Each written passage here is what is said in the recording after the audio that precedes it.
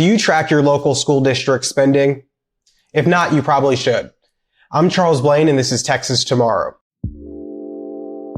Are you worried about your kid's future? You should be. You're listening to Texas Tomorrow with Charles Blaine.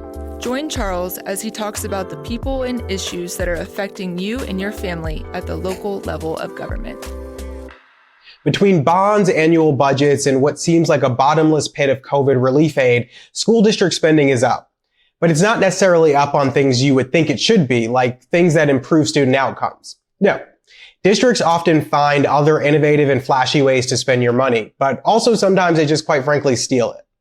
No matter the bucket of money, like we mentioned, bonds, budgets, or COVID aid, it's all tax dollars or it's borrowed dollars that your taxes are going to end up repaying. So you should definitely be interested, whether or not you have kids in your local school district, but you should want to know how much your school district is spending and on what. So what made me think of this was a recent efficiency report from Houston ISD. They released a report detailing what previous administrations had spent money on, and it just revealed a lot of mismanagement and incompetence. Last May of 2023, the district reported to the board that the per student budget increased 61%. So you'd think, great, they're spending more money on each kid. But at the same time, they reported that they lost 27,000 students.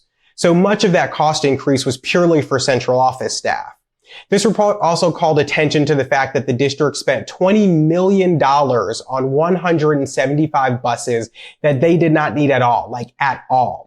The report also found that the district was spending money on outside contractors despite having employees who could perform the same work, former employees who were still being paid after they left, employees who made $25,000 a year earning more than $100,000 in overtime, and the district was spending $6,400 per student to transport them to school when the national average for that cost is $1,200.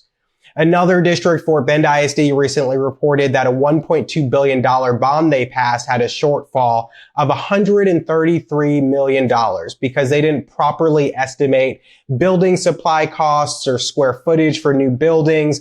And in another district, Richardson ISD, in 2021 passed a $750 million bond to expand for enrollment growth, materials, new schools, new technology, all of that. But today, barely 3 years later, they're looking to close 5 schools and consolidate other campuses because on average, they have 9,000 vacant seats on any given day. Some elementary schools in the district aren't even at 60% capacity. In 2018, La Jolla ISD built a water park with a planetarium and indoor swimming pool for $20 million.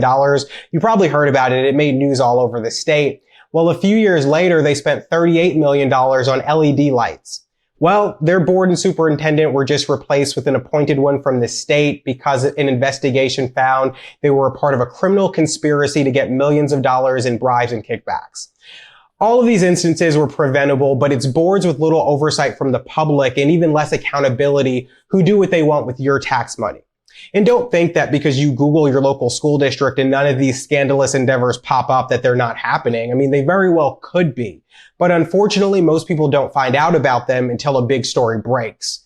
And with more than 1,200 public and charter school districts across the state, it's really hard to investigate them all. That's why you and your own school district have to do it. You need to be aware of what they're doing and why, and more importantly, who. Know who's on your board, know their motivations, their actions, know them personally. Because it's harder to take advantage of people when they're looking at you in the eye. So I hope you took something away from this. And if you did, make sure you tell a friend, a family member, share it on Facebook, Twitter, Instagram, wherever you see fit. And make sure you tune in for next week's episode of Texas Tomorrow.